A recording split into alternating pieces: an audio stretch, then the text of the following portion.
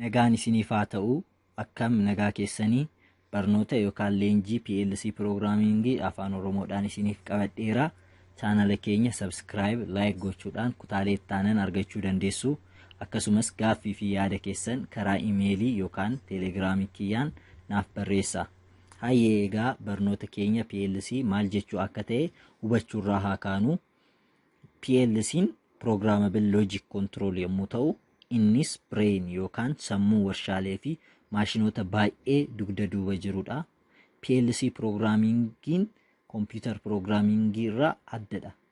Yeroo programming language kan akka Java, Visual Basic, C fi C++ yaadnu kan sammuu keenya keessa dhufu sararoota koodii kan jechootaan barraa'an kan hima fakkaatan yeroo ta'u, PLC Programmingiin garuu sararoota elektirikaalaa kan fakkaatu yookaan immoo laadaar logic dhaan kan barraa'u yoo ta'u, innis of keessaa saanduqa ajaja yookaan immoo logic kan qabudha jechuudha. Kunis piroosesara keenyaaf akkamitti akka hojjetuu fi maal akka hojjechuu akka qabu kan himudha. Kunis kan yeroo mara itti fayyadamnuu fi isa salphaa ta'edha. Akkasumas kan nuti irratti xiyyeeffannudha malee programming language PLC ladder programmingii qofa miti. PLC programming language baay'eetu jira. Isaanis akkuma amma asirratti argaa jirtan ladder diagraamiin jira. Bifa kanaan barraa functional block diagraamiin jira. Kunoo amma asitti akka argitan inputii fi outputiin isaa akkasitti godhamee boksiidhaan immoo functionota waan hojjechuu barbaannu keenya jechuudha. Instruction list jira. Ajajawwan tarreessinee waan hojjetamuu qabu tarreessinee karaa ittiin program goonu keessaa tokkodha. Structured text jira. Innis akkuma as jalatti ilaalaa jirtan the same ta'etu warra gubbaa faana hojjaansaa yookaan immoo functioniinsaa tokko ta'etu programming tokko haala adda addaatiin barreessuu dandeenya jechuudha. Haala kanaan fi akkasumas immoo sequential function chart kan jedhamus jira. Isaanis immoo barreessuu dandeenya jechuudha. Chartii fakkaata akkuma chartiin beektu jedhee yaada. Isaan kun programming language'oota keenya jechuudha kan PLC. Maal ladder diagram, functional block diagram, instruction list, structured text, sequential function chart.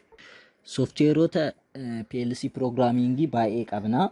Akkasumas immoo PLC'oota manufacture ta'anii nuuf dhiyaatan gabaa irratti kan argannu jechuudha. Baay'eetu jira. Isaanis Allen Bradley'n jira, Modicon jira, Omron jira, GE Funk Series 6 jira, Square D'in jira, Texas Instrument jira, Telemechanic jira, Siemens jira, Mitsubishi jira.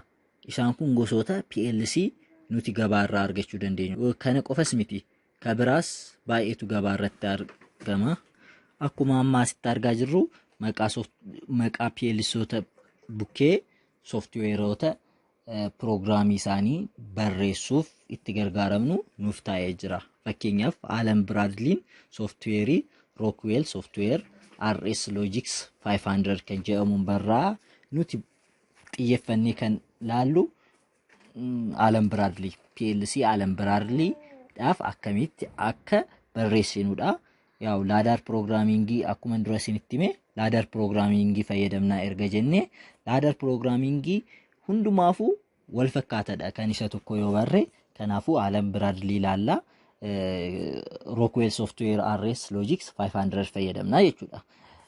Asirratti software'ii gosa sadiitu jira jechuudha. Kan Allen Bradley RS Logix 500 ta'etu jechuudha.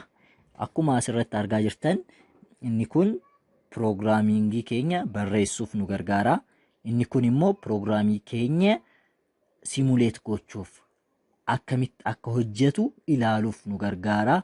Software'iin inni kun immoo yeroo kompiyuutera keenya PLC'cha Allen Bradley faana serial portiidhaan connect goone waan nuti barreessine sagantaa nuti qopheessine yookaan immoo programmingii nuti barreessine sana gara hard diskichaatti yookaan immoo PLCchaatti yeroo dabarsinu nu gargaaraa jechuudha.